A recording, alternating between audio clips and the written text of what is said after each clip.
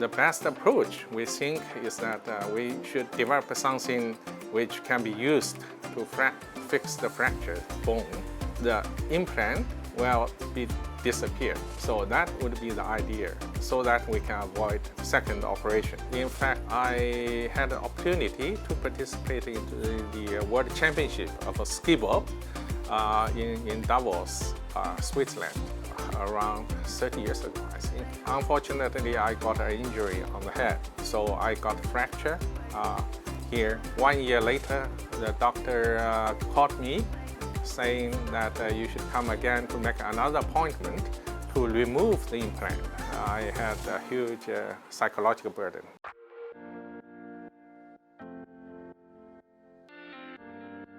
So the current technology we are using for fixation of fractures are using the permanent metal like stainless steel, titanium. If we put into the body for fixation, we have to remove it.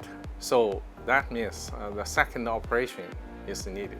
That generates huge financial burden at one side, and another side is psychological burden to the patients and to the families.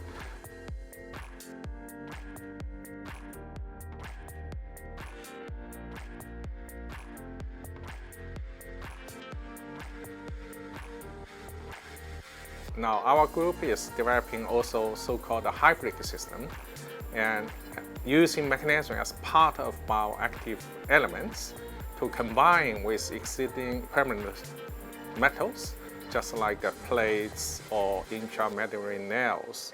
So those are often used for fixation of the larger bone fractures. But there are people who are developing other areas in medical use, just like mechanism wires for suture of the wound, and also try to develop biodegradable mechanism-based stent for cardiovascular applications, cardiac stent.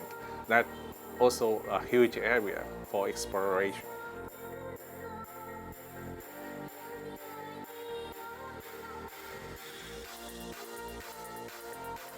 There's an interaction between the degradation products and our body, the tissue cells. So we have to make sure those are safe. It's difficult to repair using conventional approach. So this requires teaming of scientists, biologic scientists, medical doctors, metal engineers.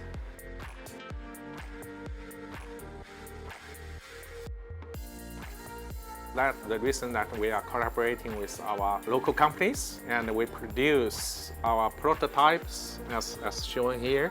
And also later on, we will develop the human-sized metal for clinical trials. So every time when we apply for patent, we have to go through ORKTS with ORKTS help.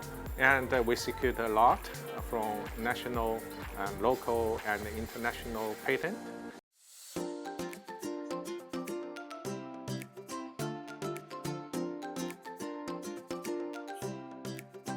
And now we have also a lot of new schemes, right? Also announced through the ORKTS. That is good for research, R&D, and we can publish a lot.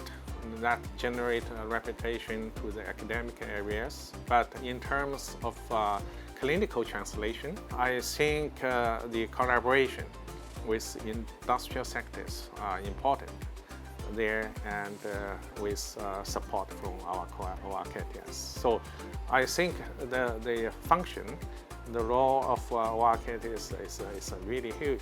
Either that can accelerate our realization of our innovations, or sometimes could become a burden if the support was not so strong. All these are important.